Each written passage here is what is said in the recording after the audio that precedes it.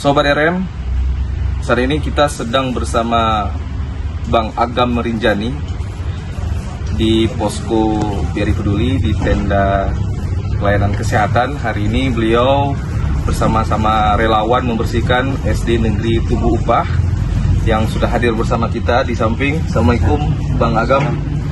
Apa kabar Bang? Baik. Bang Agam, untuk diketahui sudah dari awal Desember berada di Aceh Tamiang membantu proses pemulihan dan penanganan bencana di sini. Boleh tahu Bang, mungkin pertanyaan yang paling penasaran dulu nih Bang. Yang saya tahu itu kan Agam bahasa Aceh ya Bang ya? Ya. Terus dalam bahasa Aceh kalau salah Agam itu adalah panggilan untuk saudara laki-laki atau Angkatan Gerakan Aceh Merdeka nih Bang. Boleh tahu Bang kenapa namanya Agam Bang? Ringan-ringan dulu Bang. Jadi ayahku yang kasih nama. Oh. Dikasih tahu nggak apa artinya? Ya. Atau mungkin ada keterkaitan dengan Aceh sehingga namanya Agam? Kalau orang tua kan dari Medan, Oh. entah ada keturunan Aceh, saya belum tahu juga. Oke. Nah, sejak kapan Bang berada di Aceh dan sudah ngapain aja di Aceh Tamiang Bang? Jadi saya start dari Bogor, itu tanggal 6. Tiba di Medan tanggal 9, masuk Tamiang tanggal 10. Dan pas datang, nginap 1 malam, pagi mulai membaca kondisi semua dan koordinasi sama teman-teman relawan seperti teman-teman Wanadri yang siapapun yang ada di Tamiang. Kemudian kami mulai membagi tugas dan berharap membangkitkan fasilitas kesehatan. Alhamdulillah, hari pertama, hari kedua itu kami bangkitkan Dinkes, Dinas Kesehatan, supaya bisa beroperasi. Tapi karena kondisi memang yang terlalu kredit, agak sulit, kemudian kami kabur ke Puskesmas Tamiang Hulu dan bangkitkan Puskesmas. Baru selesai dibersihkan, pasien pada berdatangan dan pasiennya 150 orang sehari. Habis itu kami serang lagi sekitaran Babo, ada Puskesmas Babo juga, Bandar Pusaka, kami bangkitkan juga di sana. Alhamdulillah berjalan sambil membantu warga membagi-bagikan tandon, mesin semprot, kemudian kami bantu menguras sumber-sumber mata air. Dan hari ini kemarin sudah datang filter air, kemudian kami bagi ke warga, kemudian asesmen. Dan berapa hari ini kami bantu juga puskes rumah sakit Pertamina Rantau untuk dibersihkan karena pasien butuh rawat inap dan ruangan rawat inapnya masih penuh lumpur dan kami sudah bersihkan. Tadi pagi sudah beres. Jadi total ada 4 rumah puskesmas yang sudah berhasil diaktifkan. 2 puskesmas, Dinkes, sama rumah sakit. Oke.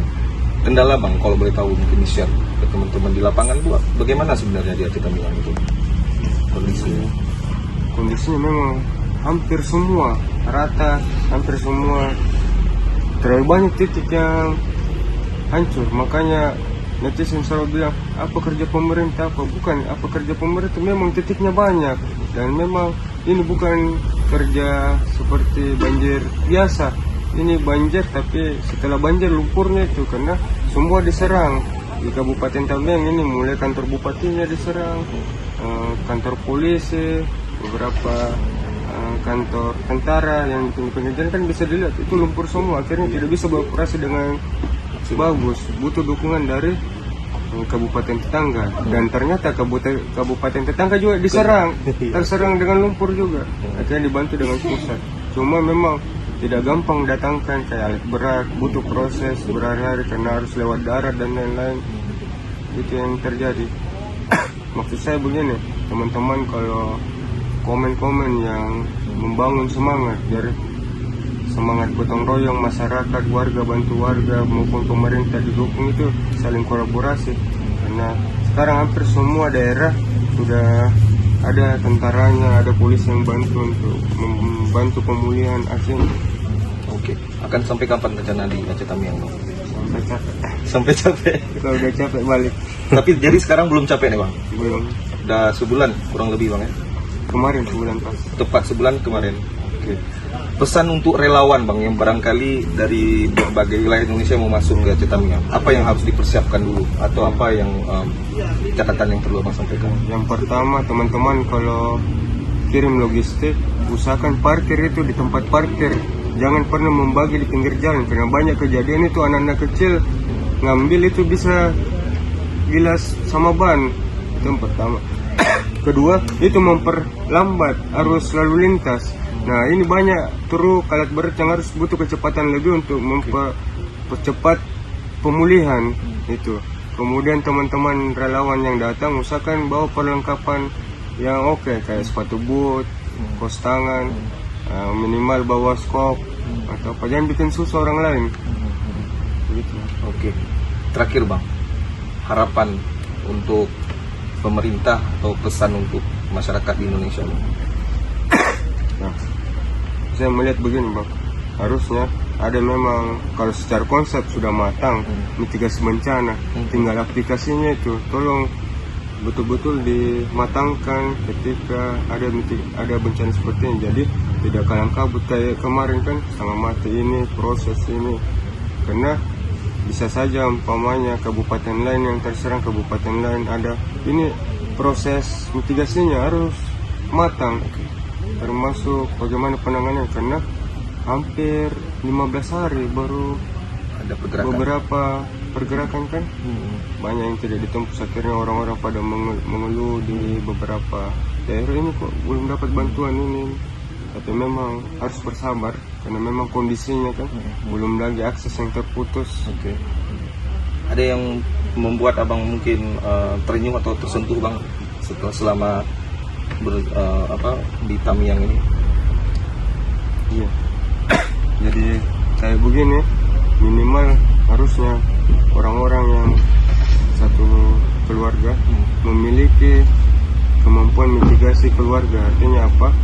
Di rumahnya harus disiapkan air 2 galon, survei paket, beberapa pelampung. Ketika ada terjadi bencana seperti ini, bisa itu untuk survive dulu. Ini tidak ada semua itu, dan semua orang kekurangan air dan harus minum air lumpur kan, itu sangat tidak manusiawi. Harusnya itu disiapkan untuk emergensi keluarga, family di satu rumah yang standby. Ketika ada bencana itu bisa digunakan. Dan ini bukan masalah tiba-tiba ada air kan, ini tiap tahun. Betul. Cuma kadarnya ada yang kurang, ada tinggi sekali kayak sekarang kan. Jadi artinya apa? Ada pelajaran, masa mau masuk di lubang yang sama. Maksudnya ini pelajaran sangat penting ya.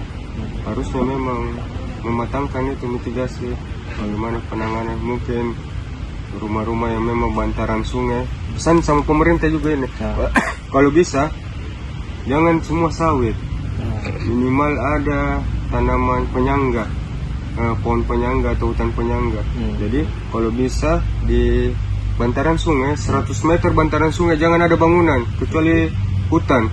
Itu bisa jadi penyangga, ketika ada air naik dan kayu gelondongan turun itu bisa tertahan, dan itu menjadi wisata. Seperti saya kemarin ke Brasil, di Amazon itu keren banget. Jadi bantaran sungai sering juga air naik turun, pasang surut, air bah dari atas, tapi memang hutannya dijaga betul. Bantaran sungai, masyarakat hidup di bantaran sungai tapi masih dengan hutan. Kita di sini coba lihat bantaran sungai sawit. Jadi ini mungkin jadi ke depan betul-betul kalau bisa revolusi atau di reboisasi ini termasuk sistem semua kan, mitigasi bencana, bagaimana di mana titik kumpul di bukit-bukit yang jadi titik kumpul, ketika harus di mapping dengan bagus ini, khususnya Aceh Tamiang karena memang sudah sangat rawan kondisinya. Iya, karena di Babu saja tiap tahun katanya di aspal itu air sampai mata kaki di aspal. Nah, rumah warga di bawah aspal, berarti rumah warga ya sepinggang. Itu tiap tahun. Masa tidak ada penanganan kan? Harusnya betul-betul dimatangkan itu, diskusi panjang. Kemudian kalau memang tidak bisa relokasi ya dibuatkan rumah seperti rumah bantaran orang-orang yang ada di pesisir, rumah apung. Jadi kalau pasang air naik rumah juga ikut naik, naik. turun juga. Itu lebih efektif dibanding kalau hunian sementara, bangun hunian sementara kemudian ini. Tapi ini Iya. menurut opini saya saja, menurut pendapat saya saja kan, di hunian kan lumayan jauh tuh dari lokasi tanahnya, kemudian mereka harus kembali lagi ke rumahnya, butuh waktu. Kalau dia langsung tinggal di hunian tetap dengan model seperti ngapung, dia bisa bersihkan puing-puing secara mandiri. Oke, siap. Itu aja saran Oke, baik, makasih banyak Bang Agam. Kalau Bang atau apa biasa dipanggil Bang? agama aja. Agam, makasih Agam atas waktu dan kesempatan di tengah kesibukan membantu warga Cetemeyang pulih dari bencana banjir bandang. Terima kasih. Saya Del Kausar melaporkan langsung dari Cetemeyang untuk Rakyat Merdeka.